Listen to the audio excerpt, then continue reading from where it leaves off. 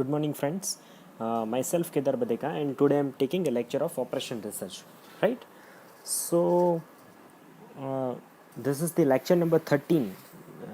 This is the lecture number 14th of operation research. In the previous lecture, we start the another new chapter of the operation research, which is the assignment problem. Right?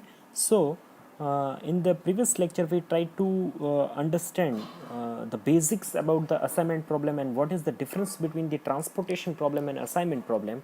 And in the last series of the lecture, we tried to understand the one of the basic example of the assignment problem, which is based on the which method, right? I think I hope you all are getting that the different types of the transportation problems, right? I hope you very much aware about that technique. So in the previous lecture, we tried to understand that there are the four types of the basic models of assignment problems, which is the which is the interprogramming, integer programming models, then the transportations model, then the immunizations models, and fourth one, which is the Hungarian model. So based on the GTU syllabus, in the this semester we only focus on the Hungarian model. So based on the Hungarian model, and I think I told you the history of the Hungarian models, right? How it is, who is invented the Hungarian models, and how we can solve the assignment problems with using the Hungarian models, right? So in last lecture we also tried to understand one basic example with the Hungarian methods. So in today's lecture we try to understand the another new example with using the Hungarian method. So this is the maximization transportations problem, which is same like the basic kind of the problem. Here you can see this is you can see you are having one square matrix, which is the 4 by 4 matrix, right? In the vertical side you can see the job, right, which is the ABCD, and in the horizontal side you can see the worker, which is the 1 2 3 4. So first we start with the first process to solve the example, which is we have to start the conversions of the row, right? We have to start the conversions of the row. So first you have to see that what is the least amount in the row number 1. So you can see that the 50, which is the least amount in the row number 1. So this 50 you have to subtract from the another row numbers, right? Same procedure you have to follow with another 3 rows, right? So the step number 1, which is completed, so which is the row, sorry, the step number 1, which is completed, which is the row subtracting procedure, which is the row minimizations, the first step of the assignment solutions based on the Hungarian method, which is the row conversions. As the row conversions is completed, you can see that if you have any kind of the column which has a no zero, which has a no zero, you have to identify the column in which there is a no zero. If you find any kind of the one or two column which has a no zero, right, now you have to focus on that column, you have to focus on that column.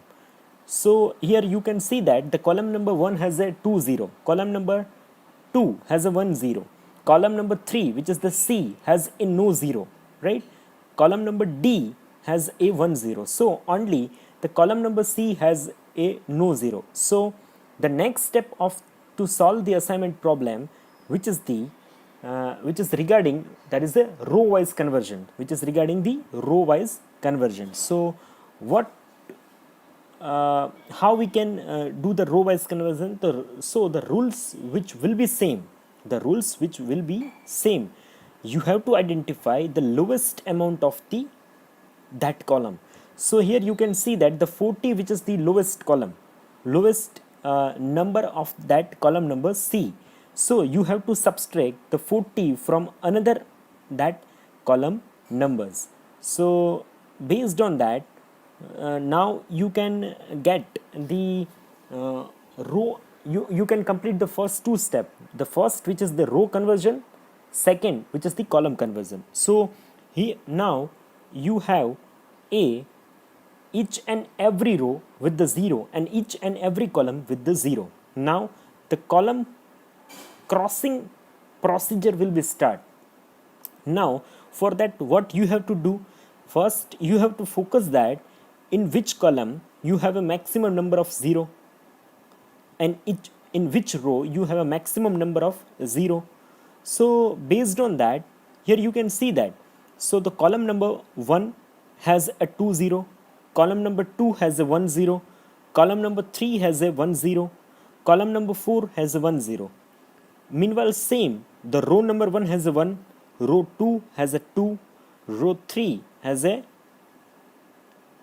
1 and row 4 has a 1.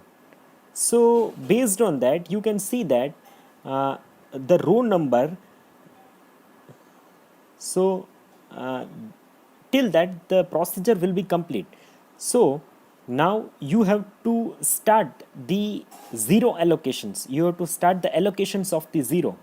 You have to try to allocate the 0 based in that manner in each row and each column has a 1 0 and each row and each column has a 1 0. तो आप देखोगे कि यहाँ पे मैंने जैसे ही allocation start किया, तो इस एलोकेशंस के अंदर आप देखोगे तो मैंने फर्स्ट वाले कॉर्नर से ऐसे स्टार्ट किया, तो देखोगे कि मेरे जो फर्स्ट कॉलम थे ना, फर्स्ट कॉलम उसके अंदर 2 0 था, राइट।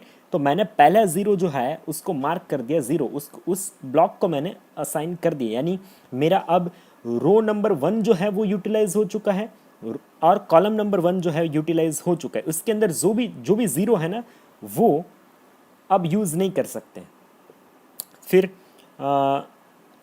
आप देखोगे तो मैं कॉलम नंबर 2 के अंदर चला गया, तो कॉलम नंबर 2 के अंदर जैसे ही चला गया तो उसके अंदर सेकंड रो के अंदर मेरा 0 था, उसको मैंने मार्क कर दिया, राइट। अब सी के अंदर चला गया, राइट। तो सी के अंदर जो 0 था वो सेकंड रो के अंदर ही है, सेम टू सेम। और कॉलम नंबर जो 2 है उसमें भी सेम जो है वो सेकंड रो के अंदर ही था, तो वो हम लोग मार्क नहीं कर सकते। अब कॉलम नंबर 3 में उसके अलावा और कहीं पे जो है वो 0 नहीं है, राइट। फिर कॉलम नंबर में 4 में चला गया, तो उसके अंदर रो 4 के अंदर 0 था, उसको मैंने मार्क कर दिया। तो यहाँ पे चीज़ क्या हो रही है आप देखोगे, तो मैं कैसे भी करके उसको क्रॉस करने की कोशिश करूँ, तो एक मेरा जो रो है, जो रो नंबर 3, वो ऐसे ही छूट जा रहा है जिसमें 0 एलोकेशंस नहीं हो रहा है। और सेम प्रॉब्लम जो है वो मेरे कॉलम के साथ भी आ रहा है। जैसे आपका कॉलम नंबर 3 है उसके अंदर 0 का एलोकेशंस नहीं हो रहा है, यानी ये जो प्रॉब्लम है ये अभी भी अनसॉल्व प्रॉब्लम है, राइट। अब इस कंडीशंस के अंदर जो है वो हम लोग क्या कर सकते हैं, we have to find the minimum crossing lines. अब हमें लाइन क्रॉसिंग जो है वो स्टार्ट करना पड़ेगा। अब लाइन क्रॉसिंग के कुछ रूल्स हैं, राइट। अब रूल्स के अंदर कैसे करें, तो अभी मैं आपको ये चीज़ आपको दिखाने की कोशिश कर रहा हूँ कि जैसे मेरे पास कॉलम नंबर 1 जिसके अंदर 2 0 थे, राइट, उसको मैंने मार्क कर दिया, राइट। सेम टाइम मेरा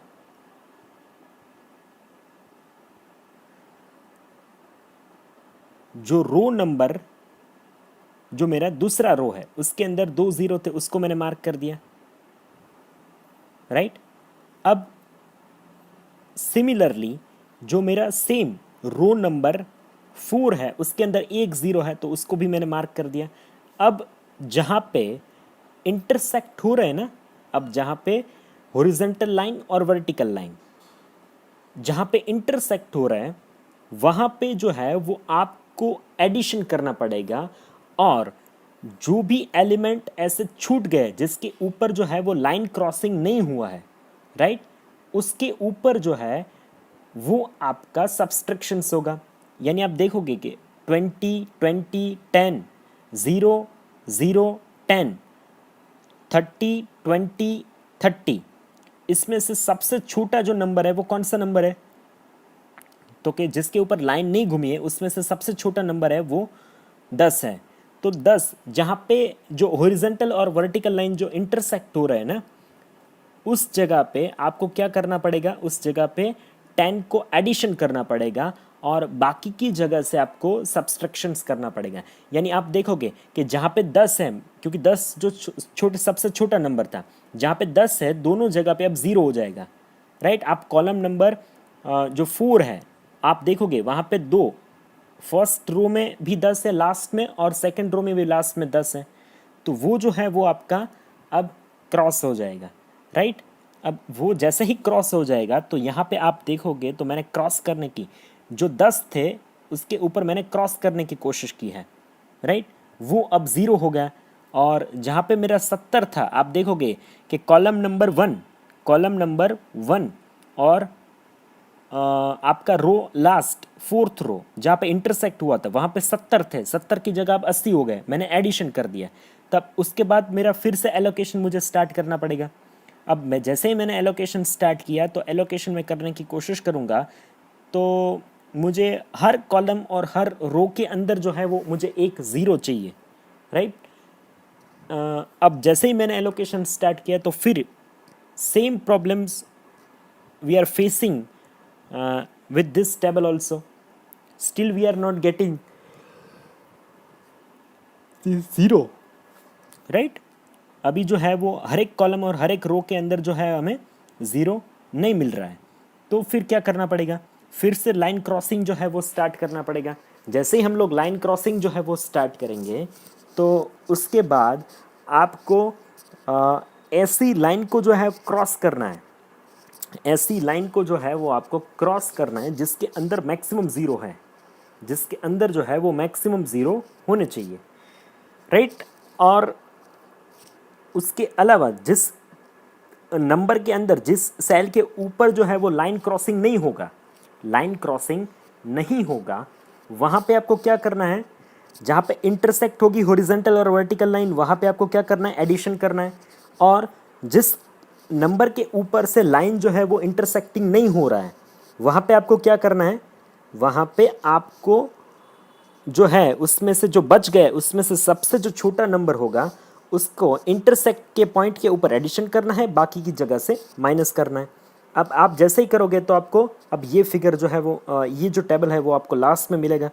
अब आपको जैसे ही वो लास्ट में ये जो है वो टेबल आपको मिलेगा तो उसके अंदर फिर से आपको एलोकेशन को स्टार्ट करना है। आप जैसे ही आप एलोकेशन करोगे तो आपको हर एक कॉलम और हर एक रो के अंदर जो है वो एलोकेशन स्टार्ट करना है। तो उस हिसाब से मैं ज़ीरो के ऊपर एलोकेशन स्टार्ट करूँगा। तो अब इस कंडीशन के ऊपर आप देखोगे तो मेरे इस टेबल के अंदर हर एक रो और हर एक कॉलम के अंदर ज़ीरो जो है वो असाइन हो रहे हैं, राइट। अब जहाँ पे भी ज़ीरो असाइन हुए हैं दैट इज़ दी, यानी आपका जैसे आपका हर एक कॉलम और हर एक रो के अंदर जैसे एक एक ज़ीरो जो है वो असाइन हो गया, तो वो आपका जो है वो ऑप्टिमम असाइनमेंट सॉल्यूशन जो है वो हमें मिल चुका है। और आपने जहाँ पे असाइन किया है, जहाँ पे आपने स्क्वायर किया है, उसको आपको फाइनल जो क्वेश्चन फिगर है ना, क्वेश्चन फिगर, वहाँ पे क्या नंबर था वो नंबर जो है वो आपको आइडेंटिफाई करना है, राइट। अब जैसे ही आप वो नंबर आइडेंटिफाई करोगे तो उसके हिसाब से जो वहाँ पे जो नंबर एक्चुअल फिगर था, जैसे आपका मेरा कॉलम नंबर में कॉलम 1 में जो मेरा 3 के अंदर मैंने 0 असाइन किया तो ओरिजिनल में वहाँ पे क्या था? तो ओरिजिनल में वहाँ पे 60 थे। जैसे कॉलम नंबर 2 के अंदर मैंने रो 4 के अंदर जो है वो मार्क किया लास्ट वाला, राइट। उसके अंदर ओरिजिनली कौन सा क्वेश्चन के अंदर कौन सा नंबर था? तो कि 90 नंबर है। इस तरीके से आपने जैसे जिस जगह पे मार्क किया है 4 0, वो आपको ओरिजिनल क्वेश्चन वाला जो आपके पास टेबल है उसके अंदर से वो जो नंबर है वो आइडेंटिफाई करके आपको ऑप्टिमम कोस्ट जो है वो फाइंड आउट करके देना है, उसको प्लस करना है। और वो आप लास्ट में बता सकते हैं कि this assignment cost is will be, यहाँ पे आपको 230 रुपये जो है वो असाइनमेंट कोस्ट आपको लग रहे हैं, right. So this is the answer of the assignment problem number 1. Now we can start the another problem of of the assignment problem. So ये जो questions है वो already GTU में भी एक बार पूछा गया है, तो इसको हम लोग solve करने की कोशिश कर रहे हैं, right? The ABC company जो है उसके हिसाब से wants to find out the minimum time which is required to complete the 4 tasks by available 4 worker within him, so that can take the another order from the other party. The following matrix which is given the time in hours for each worker for each jobs. तो यहाँ पे जो है वो हमें एक table दिया गया है जो 4x4 मैट्रिक्स का टेबल है, जिसके अंदर जो है वो जॉब वर्सेस वर्कर्स है. सो ABC जो है वो जॉब्स है, उसके सामने वर्कर है, राइट? आप देखोगे तो ये जो है वो बैलेंस तरीके का जो है एक स्क्वायर मैट्रिक्स दिया है. तो सबसे पहले जो ये हमारा काम वहाँ से जहाँ से स्टार्ट होगा, तो उस जगह से स्टार्ट होगा कि फर्स्ट अपना step based on the Hungarian method, ये जो हमारा स्टेप होगा, we have to first convert the row conversions of that given matrix. तो आपको सारे जो 4 रो दिए गए उसमें से सबसे छोटा जो नंबर है उस रो का, उसको बाकी के 3 नंबर में से माइनस करना है, राइट? तो ये जो है वो आपका स्टेप नंबर 1 होगा. ये आपके सामने दिख रहा है कि जैसे ऊपर वाले फिगर में, ऊपर वाले फर्स्ट आप रो के अंदर देखोगे कि जो 10 था वो सबसे छोटा नंबर था, राइट? जो 10 था वो सबसे छोटा नंबर था. तो उस हिसाब से the 10 which is the lowest number in the row number 1. So 10 को बाकी के सारे जो है 10 में से 10 तो माइनस 10 में से 10 तो 0 हो जाएंगे, और बाकी के सारे 3 में से 10 को माइनस करना है. तो इस हिसाब से आपका नया रो जो नंबर 1 बन गया, उस हिसाब से रो नंबर 2, 3, 4. अब आपको जैसे ही स्टेप 1 कंप्लीट हो जाता है तो स्टेप 2 कंप्लीट करने के लिए आपको क्या चीज़ करनी पड़ेगी कि आपको you have to identify the column that has no zero. तो आप इस टेबल के अंदर स्टेप नंबर 1 के सॉल्यूशन के अंदर आप देखोगे तो स्टेप नंबर 1 के सॉल्यूशंस के अंदर जो है मुझे कॉलम नंबर 1 में 2 ज़ीरो दिख रहा है, कॉलम 2 में 1 ज़ीरो दिख रहा है, कॉलम 3 के अंदर 1 ज़ीरो दिख रहा है, पर कॉलम 4 जो है उसके अंदर ज़ीरो नहीं है. तो उसको अब कॉलम कन्वर्जन्स के लिए हमें जाना होगा. इस कॉलम में सबसे छोटा जो नंबर होगा उसको आपको बाकी के सारे नंबर में से जो है वो माइनस करना है. यानी सबसे छोटा जो नंबर है दैट इज़ दी 1, आपको एक जो है बाकी सारे नंबर में से आपको माइनस करना है. तो ये चीज़ जो है मैंने यहाँ पे कंप्लीट कर दी. अब जैसे ये चीज़ कंप्लीट हो जाता है तो आपको एक बार ज़ीरो का एलोकेशन स्टार्ट करना है. आपको हर एक कॉलम और हर एक रो के अंदर एक ही ज़ीरो एलोकेट हो, इस हिसाब से आपको ट्राई करना है. तो आप एक बार ट्राई करने की कोशिश करिए कि पहले आप फोकस कहाँ के करोगे, जहाँ पे एक ही ज़ीरो है, राइट? तो ये चीज़ आप देखोगे कि ये चीज़ कैसे पॉसिबल नहीं हो सकती. ये चीज़ पॉसिबल नहीं होने के चांसेस के पीछे, यानी आप देखोगे कि 2 रो ऐसी है और कॉलम वाइज आप देखोगे तो कॉलम नंबर 2 और कॉलम नंबर 4 उसमें एक ही जगह पे ज़ीरो है, that is the row number 1. उसी एक ही 2 अलग अलग कॉलम है B और D, पर उसके अंदर जो ज़ीरो है वो वहाँ पे रो नंबर 1 में ही है. तो एलोकेशंस हो नहीं सकते. तो आपको अब क्या करना पड़ेगा, तो आपको अब करना है इसके अंदर क्रॉसिंग करना है, लाइन क्रॉसिंग.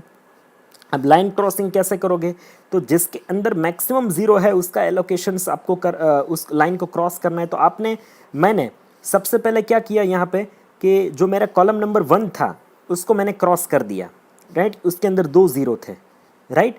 अब मेरा रो नंबर 1 था, रो नंबर 1 जिसके अंदर 2 ज़ीरो थे उसको क्रॉस कर दिया. अब मेरा कॉलम नंबर 3 यानी C उसको मैंने क्रॉस कर दिया. अब मेरे पास बचेंगे कौन से, यानी 12, 2, 8 जिसके ऊपर क्रॉसिंग नहीं हुआ है. आप देखोगे जिसके ऊपर क्रॉसिंग नहीं हुआ है, तो आप 12 बचेंगे, 2 बचेंगे, 8 बचेंगे, 4 बचेंगे, 3 बचेंगे, 1 बचेंगे.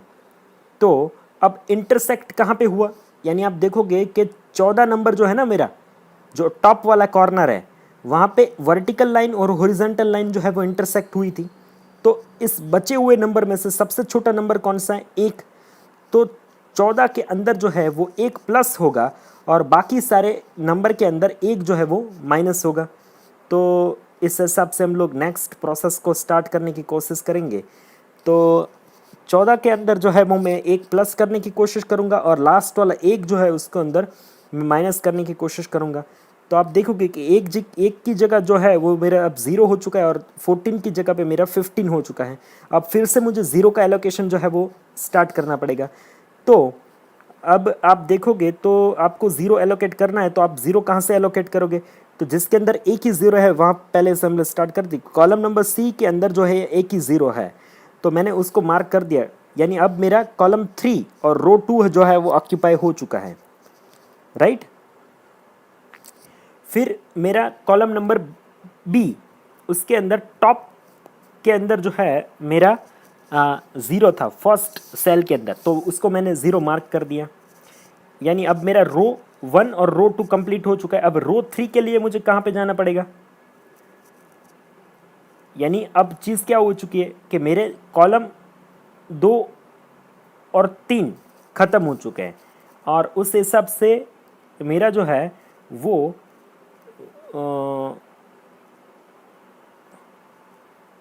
रो जो है वो रो नंबर 1 और 2 भी कंप्लीट हो चुके हैं। अब थर्ड 0 में मार्क करूंगा कॉलम नंबर ए के अंदर जो 3 नंबर की रो है वहाँ पे। यानी अब मेरा रो 3 और कॉलम 1 ऑक्यूपाई हो चुका है और लास्ट में मेरा जो फोर्थ 0 है वो मैं अप्लाई करूँगा कॉलम नंबर डी के अंदर, लास्ट के अंदर। यानी अब आप देखोगे तो मेरे सारे 0 जो है वो एक ही जगह पे सारे अलग अलग जो है उस रो और कॉलम के अंदर जो है वो मैंने मार्क किए हैं। तो आप देखोगे तो सॉल्यूशन के अंदर आपको सेम चीज़ वही दिखेगी। तो ये है जो सॉल्यूशन है जो मैंने आपको पहले बताया था, मैं जो डिस्कस कर रहा था आपके साथ, वहीं एग्जैक्ट वहीं लोकेशन के ऊपर जो है वो वहाँ पे 0 को एलोकेट करने की कोशिश की है, राइट। और आपको जहाँ पे 0 असाइन किए हैं असाइनमेंट प्रॉब्लम में, जहाँ पे 0 जो है वो असाइन यानी कि जिसके ऊपर स्क्वायर किया है, वो ओरिजिनली क्वेश्चन के अंदर उस जगह पे कौन सा नंबर था? ओरिजिनली क्वेश्चंस के अंदर उस जगह पे कौन सा नंबर था? तो आपको आइडेंटिफाई करना है कि आपको लिख देना है 1 2 3 4, राइट। आपको लिख देना है 1 2 3 4।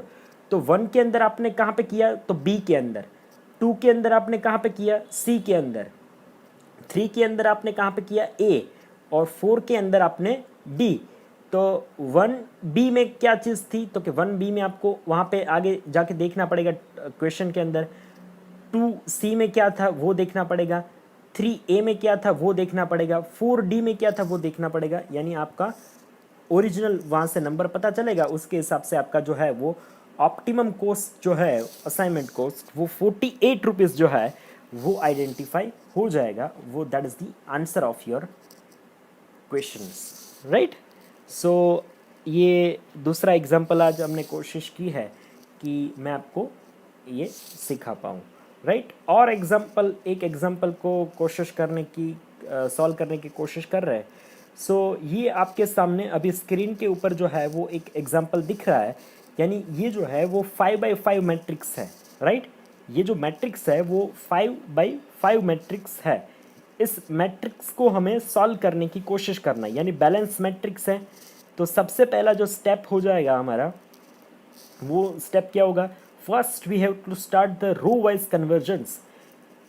रो वाइज कन्वर्जेंस के अंदर जो आपको रो 1 2 3 4 5, यानी पहले रो के अंदर सबसे मिनिमम कौन सा है? 50। तो उसको बाकी के उस रो के नंबर में से माइनस करना है। यानी 100 में से 50 जाएंगे तो 50, 50 में से 50 जाएंगे तो 0, 90 में से 50 जाएंगे तो 40। इस तरीके के आपको सारे रो जो है उसमें सबसे छोटा नंबर हो उसको आइडेंटिफाई करके उसके बाद जो है वो बाकी के सारे नंबर में से माइनस करके अब रो वाइज पूरा टेबल आपको कन्वर्ट करना है। जैसे ही मेरा रो वाइज टेबल कन्वर्ट हो जाएगा तो मेरा स्टेप नंबर 2 जो है वो इस ऑब्जेक्ट के अंदर, इस प्रॉब्लम के अंदर स्टेप नंबर 2 कौन सा बचेगा? You have to identify the column in which there is no zero, right. तो आप देखोगे तो कॉलम नंबर 1 के अंदर कोई ज़ीरो नहीं है, 2 के अंदर है, 3 के अंदर है, 4 के अंदर कोई ज़ीरो नहीं है और 5 के अंदर कोई ज़ीरो नहीं है। तो column number 1, column number 4, column number 5, इसके अंदर जो है वो एक भी ज़ीरो नहीं है, राइट। आपका अब नेक्स्ट स्टेप जो है वो इस प्रॉब्लम के अंदर नेक्स्ट स्टेप हो जाएगा आपका, you have to convert the row wise column wise conversion, यानी ये 3 जो है उसके अंदर कॉलम वाइज कन्वर्जन होगा। बाकी सारे प्रॉब्लम के अंदर कॉलम वाइज कन्वर्जन करने की कोई ज़रूरत नहीं है, राइट, क्योंकि उस कॉलम के अंदर कॉलम नंबर 2 और 3 के अंदर ऑलरेडी ज़ीरो है ही। तो अब आपका नेक्स्ट जो है वो प्रोसेस हो जाएगा कॉलम नंबर ट्रांसफॉर्मेशंस का। जैसे वो कॉलम के अंदर सबसे छोटा नंबर जो है वो आपको आइडेंटिफाई करना है और उसको बाकी के सारे नंबर में से माइनस करना है, राइट। जैसे ये स्टेप खत्म हो जाएगा तो उसके बाद जो है वो आपको एलोकेशन जो है वो स्टार्ट करना है। हर एक ज़ीरो के अंदर हर एक रो और हर एक कॉलम के अंदर इस तरीके को ज़ीरो को असाइन करना है, जैसे एक कॉलम और एक रो के अंदर एक ही ज़ीरो असाइन किया हुआ हो, डुप्लीकेशंस होना नहीं चाहिए। तो इस तरीके के असाइन करने की कोशिश करेंगे तो उस तरीके से यहाँ आपको दिख रहा है कि ज़ीरो जो है वो असाइन नहीं हो पा रहा है। तो अब आपका प्रोसेस जो है वो क्या चीज़ हो जाएगा, आपको प्रोसेस यानी इटरेशन 1 स्टार्ट करना पड़ेगा इस प्रॉब्लम के अंदर। इटरेशन 1 के अंदर क्या चीज़ होगी, उस तरीके के आपको लाइन क्रॉसिंग जो है वो स्टार्ट करना पड़ेगा। आपको इस तरीके की रो और इस तरीके की कॉलम जो है वो चूज करनी पड़ेगी जिसके अंदर मैक्सिमम ज़ीरो हो, तो आप देखोगे कि मुझे यहाँ से एकदम परफेक्ट तरीके से दिख रहा है। इस हिसाब से एक मेरा कॉलम नंबर जो 2 है जिसके अंदर सबसे ज़्यादा ज़ीरो है, एक मेरा रो नंबर 3 है जिसके अंदर मुझे सबसे ज़्यादा जो है वो ज़ीरो दिख रहा है। तो उस ज़ीरो को जो है वो हम लोग कट करने की कोशिश कर रहे हैं। और जैसे मेरा रो 3 हो गया, कॉलम 2 हो गया, उसके बाद मेरा हो जाएगा कॉलम 3 मेरा हो जाएगा। उस हिसाब से सारे जो ज़ीरो है वो अब कट हो चुके हैं। अब जो नंबर अभी बच चुके हैं जिसके ऊपर जो है वो लाइन क्रॉसिंग नहीं हुआ है, उसमें से आपको सबसे छोटा जो नंबर है वो आइडेंटिफाई करना है और उसको कहाँ पे ऐड करना है, उसको जहाँ पे जो हॉरिजॉन्टल और वर्टिकल लाइन जो इंटरसेक्ट हुई थी वहाँ पे आपको जो है वो ऐड करना है इंटरसेक्ट पॉइंट के ऊपर, और बाकी के सारे बचे हुए नंबर में से आपको माइनस करना है। तो इस तरह के आप देखोगे मैंने लाइन जो है वो क्रॉस करने की कोशिश की है। तो मैंने क्या किया था कि देखो मैंने जो चीज़ करने की कोशिश की है, मैंने कॉलम नंबर 2 को क्रॉस कर दिया, रो नंबर 3 को क्रॉस कर दिया और रो नंबर 2 के अंदर एक ज़ीरो था इसलिए क्रॉस कर दिया। अब बचे हुए जो नंबर है उसमें से मेरे जो नंबर बचे हैं उसमें से 40, 110, 30, 80, 30, 60, 30, 40, 80, 110 और 10। तो इसमें से बचे हुए नंबर में से 10 जो है मेरा सबसे छोटा नंबर है। तो 10 को मैं इंटरसेक्ट पॉइंट के ऊपर ऐड करूंगा। तो हॉरिजॉन्टल और वर्टिकल लाइन कहाँ पे इंटरसेक्ट हुई है, 2 जगह पे। आप देखिए कि वर्टिकल लाइन जो है वो कॉलम नंबर 2 के अंदर है और हॉरिजॉन्टल 2 लाइन जो है 2 और 3, यानी एक पॉइंट है मेरा 30 और एक 0 जहाँ पे इंटरसेक्ट हो रहा है, इंटरसेक्टिंग पॉइंट बन रहा है। उस इंटरसेक्टिंग पॉइंट के ऊपर मुझे 10 जो है वो मुझे ऐड करने पड़ेंगे और बाकी की सारे जगह से मुझे 10 जो है वो माइनस करने पड़ेंगे, राइट। तो अब नेक्स्ट स्टेप करेंगे तो मैंने यही चीज़ की, आप देखोगे 30 की जगह पे मैंने अब इंटरसेक्टिंग पॉइंट पे अब 40 आपको दिख रहा है और जहाँ पे 0 था वहाँ पे मैंने 10 ऐड किया। जैसे ये एडिशन हो गया तो उसके बाद फिर से मुझे एलोकेशन जो है वो स्टार्ट करना पड़ेगा। फिर एलोकेशन किया तो हर एक रो और हर एक कॉलम के अंदर फिर भी 0 जो है वो असाइन नहीं हो रहा है। तो अब क्या चीज़ करनी पड़ेगी, अब फिर से मुझे लाइन क्रॉसिंग करनी पड़ेगी।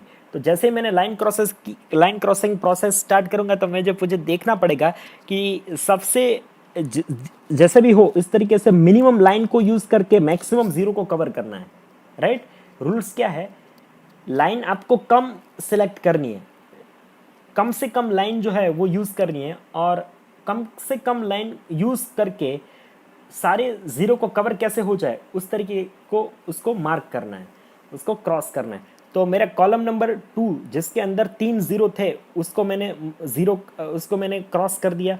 फिर रो नंबर 2, रो नंबर 3 और एक मेरा बचा है रो नंबर 5, उसको मैंने क्रॉसिंग कर लिया। अब आप देखो कि इसके अंदर इंटरसेक्टिंग कहाँ कहाँ पे बन रहे हैं। तो कॉलम 2 देखिए, कॉलम 2 और रो 2, 3 और 5 जहाँ पे इंटरसेक्टिंग हॉरिजॉन्टल और वर्टिकल इंटरसेक्टिंग हो रही है वहाँ पे आपको ऐड करना पड़ेगा और बाकी की जगह पे माइनस करना पड़ेगा। अब आपको आइडेंटिफाई करना है कि जो बचे हुए नंबर है, यानी आप देखोगे 30, 30, 100, 20, 70, 30, 50, 20, ये जो बचे हुए नंबर उसमें से 20 जो है वो सबसे छोटा है, तो 20 को माइनस करना पड़ेगा बाकी के सारे बचे हुए नंबर में से, और जहाँ पे इंटरसेक्टिंग हुए वहाँ पे आपको ऐड करना पड़ेगा, राइट। अब जहाँ पे आप ऐड करोगे तो जहाँ 20 की जगह था वो वहाँ पे 0 हो गया। अब फिर से आपको 0 को एलोकेशन करने का स्टार्ट करना है। आप जैसे ही 0 को एलोकेशन करोगे तो फिर एक बार हर रो और हर कॉलम के अंदर एक ही 0 असाइन हो उस तरीके के आपको असाइनमेंट करना है। अब फिर भी ये चीज़ जो है वहाँ पे हो नहीं रहा है, राइट। अब फिर से आपको लाइन क्रॉसिंग करनी पड़ेगी। अब जैसे ही आप लाइन क्रॉसिंग स्टार्ट करोगे तो मेरा कॉलम नंबर 2 उसको मैंने क्रॉस किया। फिर मेरे सेम जो रो थे, रो नंबर 2, 3 और 5 उसको मैंने क्रॉस कर दिया जिसके अंदर 0 थे, राइट। इंटरसेक्टिंग पॉइंट के ऊपर आपको ऐड करना है, एडिशन करना है, यानी इंटरसेक्टिंग मेरा बन रहा है वर्टिकल और हॉरिजॉन्टल कहाँ पे, तो रो नंबर 2, रो नंबर 3 और रो नंबर 5 के अंदर। तो और बचे हुए जो नंबर है वो मेरे उसमें से सबसे छोटा जो नंबर मुझे अभी दिख रहा है वो 10 नंबर है, वो सबसे छोटा नंबर है। तो 10 जो है वो इंटरसेक्टिंग पॉइंट के अंदर मुझे ऐड करना है, बाकी की जगह पे जो बचे हुए नंबर में से उसको माइनस करना है।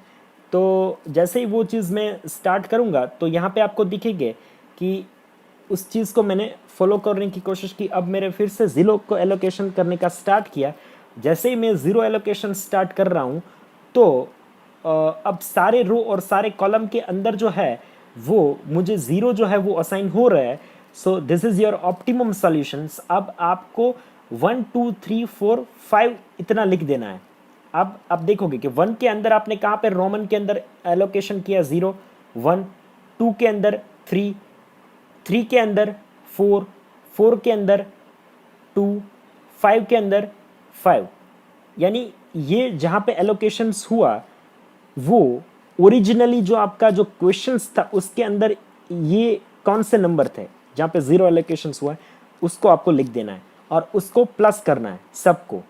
आप प्लस करोगे तो आपका टोटल ऑप्टिमम कॉस्ट जो है वो आपको फाइंड आउट हो जाएगा। तो टोटल आपका फाइंड आउट जो ऑप्टिमम कॉस्ट हो रहा है वो 390 रुपए जो है वो आपका कॉस्ट, फाइनल कॉस्ट जो है वो बन रहा है। So this is all about the assignment problem.